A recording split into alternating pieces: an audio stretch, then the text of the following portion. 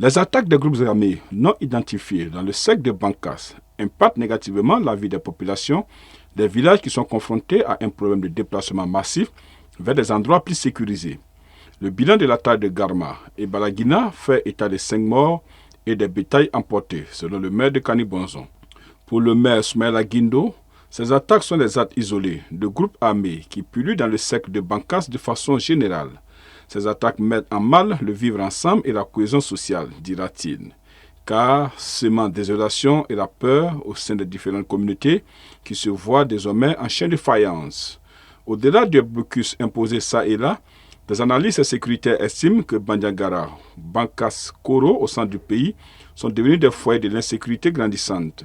L'attaque en février de l'année 2023 du village de Kanibonzon a bouleversé le mode de vie de plusieurs habitants de la localité. Cela ressort dans le dernier rapport du Bureau des Nations Unies pour la coordination des affaires humanitaires au Mali, OCHA. Le document précise que la situation a poussé la population à migrer dans des localités plus sûres et près d'un millier d'enfants sont privés de scolarisation.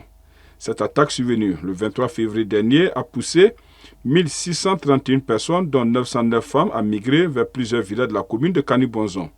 Au même moment, 235 autres personnes ont pris la direction du centre-ville de Bankas. Le village de Koumoudou, commune de Bankas, a été attaqué le 15 janvier 2024 par des hommes armés non identifiés. L'attaque a été repoussée par la brigade d'autodéfense villageoise. Des sources locales rapportent qu'aucune perte en vie humaine n'a été signalée, mais indiquent qu'une boutique a été saccagée.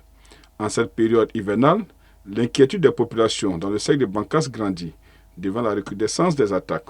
Pour ces derniers, si rien n'est fait par les autorités, cette recrudescence des attaques aggravera l'insécurité alimentaire dans la localité.